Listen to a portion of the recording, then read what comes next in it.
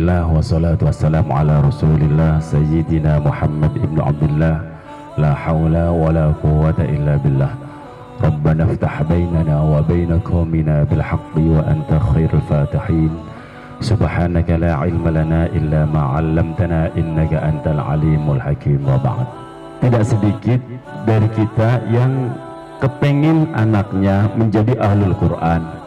Bismillah, niat karena Allah dititipkan di pesantren, khususnya di Al-Azhar. Ada juga yang dititipkan di pesantren-pesantren lain karena merasa betul dirinya bukan orang pesantren dan kurang pendidikan agamanya, maka demi masa depan anak, bismillah, dipesantrenkan. Tapi tidak sedikit orang tua yang kurang memahami dunia pesantren. Akhirnya ya maaf kadang kurang pas. Kurang pasnya apa? Contoh, sholat di masjid penting, tapi adab di dalam masjid lebih penting. Sholat itu sendiri penting, namun adab dalam mengerjakan sholat lebih penting. Membaca Al-Quran penting, namun adab ketika membaca Al-Quran lebih penting. Karena amalan apapun tanpa adab tidak akan ada nilai keberkahannya. Maka ada satu mahfudzat yang menyebutkan at-ta'zim ainul manfaat wal khidmatu ainul barakah. Hormat, ta'zim, adab itu akan menumbuhkan atau melahirkan kemanfaatan ilmu. Dan khidmah itu apa? Melayani guru, melayani pesantren, atau ya mengabdikan diri, meluangkan waktu untuk bantu apa yang menjadi kebutuhan pesantren.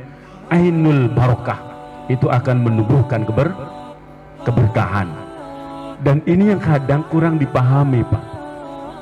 Nah, maka dalam kesempatan yang singkat ini saya ingin mengingatkan kembali pentingnya adab.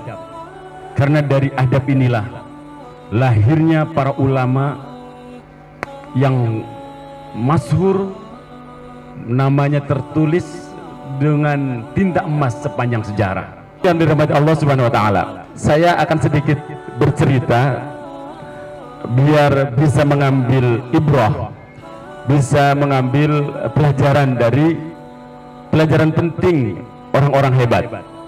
Yang pertama, Anas bin Malik, itu sahabat Nabi Muhammad Sallallahu Alaihi Wasallam. Dan yang kedua nanti Malik bin Anas, dibalik doang, tapi beda orang. Yang pertama Anas bin Malik, yang kedua Malik bin Anas, tapi beda orang. Anas bin Malik, Bapak Ibu rahmati Allah Subhanahu wa taala, adalah salah satu sahabat Nabi Muhammad Sallallahu Alaihi Wasallam yang ibarat lembaga pendidikan atau perguruan tinggi. Anas bin Malik ini sudah meluluskan lulusan-lulusan hebat yang menjadi ulama-ulama besar dalam sejarah. Contoh, Imam Hasan Al-Basri, Imam Ibnu Sirin, Imam As-Sa'bi, Imam Abu Qilabah, Imam Makhul, Imam Khalifah Umar bin Abdul Aziz, kemudian Sabit Al-Bunani, Imam Ibnu Syihab Az-Zuhri, Qatadah As-Saudusi, dan masih banyak lagi. Subhanallah, itu santri-santrinya siapa tadi? Anas bin Malik. Kok ada sahabat yang begitu luar biasa? Ini baru Anas bin Malik loh, belum cerita tentang Ali bin Abi Thalib. Anas bin Malik aja lah. Anas bin Malik. Ternyata mari kita belajar dari ibundanya Anas bin Malik. Ada yang tahu namanya ibundanya Anas bin Malik, ibu-ibu? Yang saya tanya ibu-ibu dulu. Bapak-bapaknya nggak saya dulu, karena ini biasa. Saya kan laki-laki, Bu, ya. Bapak-bapak pasti laki-laki. Bapak-bapak pasti laki-laki. Jadi bukan membela diri, tapi mendorong bahwa ternyata dalam sejarah, Bu, orang-orang hebat itu tidak lepas dari sentuhan hebat ibu-ibu hebat. Makanya saya akan bertanya sedikit, siapakah nama ibunda sahabat Anas bin Malik? Ada yang tahu? Yang tahu saya kasih hadiah, Bu. Ngopi bareng. Namanya adalah Ummu Sulaim. Ibu-ibu yang bapak ibu yang dimuliakan Allah Subhanahu wa taala. Ada kisah ketika Rasulullah Shallallahu alaihi wasallam ingin berkunjung ke rumah Ummu Sulaim. Begitu mendengar Nabi mau silaturahim, mau berkunjung ke rumahnya, maka sebagai seorang ibu yang sangat mengagumi sosok Rasulullah SAW, jadi gupuh. Tahu gupuh? Wah, sibuklah pokoknya menyiapkan sesuatu yang bisa disiapkan. Untuk apa? Menjamu dan menghormat ke Nabi yang akan datang. Nah, setelah Nabi datang, segera disuguhkannya. Yang bisa disuguhkan sepiring kurma dan minyak samin. Itu sesuatu yang paling berharga yang beliau miliki, yang dimiliki oleh siapa tadi? Ummu Sulaim. Ternyata ketika disuguhkan, Nabi bilang, wahai Ummu Sulaim, kembalikan saja kurma dan minyak saminmu itu ke tempat semula, karena aku sedang berpuasa. Aduh, kepengen hormat Nabi, nabinya lagi puasa. Seketika itulah Rasulullah kemudian mohon maaf karena takut kecewa. Rasulullah Shallallahu alaihi wasallam setelah itu minta izin bangkit dari tempat duduknya dan minta tempat sedikit dari rumahnya Ummu Sulaim yang memang sempit. Untuk apa? Sholat 2 rakaat. Sholat 2 rakaat. Setelah sholat 2 rakaat, beliau berdoa. Ini doanya luar biasa, Bu. Doanya beliau adalah, ya Allah, perbanyaklah harta dan keturunannya, serta panjangkanlah usianya. Didoakan ini doa khusus Rasulullah panjatkan kepada Allah untuk siapa? Anas bin Malik. Nah, kenapa Rasulullah mendoakan khusus Anas bin Malik? Ternyata ibunya berkata, wahai Rasulullah, kalau engkau tidak mau memakan jamuan yang aku hidangkan kepadamu, maka terimalah hadiah yang aku miliki khusus untukmu. Karena apa? Tidak seorang pun dari Ansor yang datang kepadamu atau didatangi engkau kecuali pasti memberikan hadiah istimewa. Namun aku tidak bisa memberikan hadiah apapun, tidak bisa memberimu apapun kecuali putraku ini.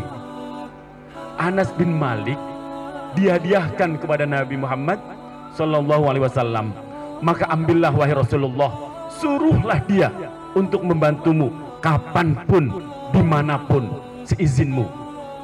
Apa yang engkau inginkan, dihadiahi putranya. Subhanallah. Maka kemudian Nabi berdoa itu tadi, ya Allah, perbanyaklah harta dan keturunannya serta panjangkan usianya. Ibu-ibu yang dirahmati Allah Subhanahu wa taala, apa istimewanya? Setelah didoakan oleh Rasulullah Shallallahu alaihi wasallam,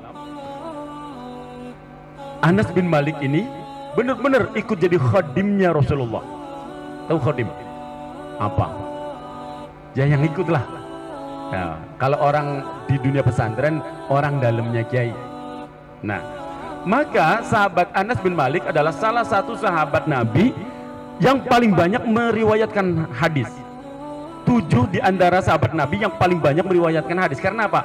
Yang ngindili Nabi terus Tahu bahasa ngindili?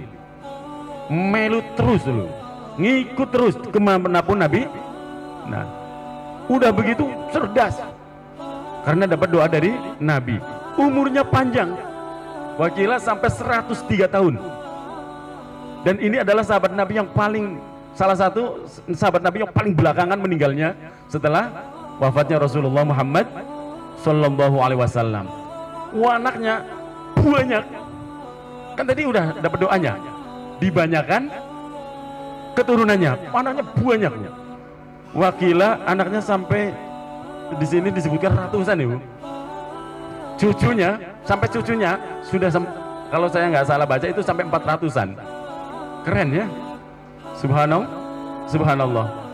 Ibu-ibu yang dirahmati Allah Subhanahu wa taala, itu baru Anas bin Malik. Satu pelajaran dari Anas bin Malik adalah ibunya totalitas ketika kepengin punya anak yang bisa memperoleh sesuatu kebaikan dari Rasulullah Muhammad SAW, diserahkan total, dititipkan kepada Nabi Muhammad SAW.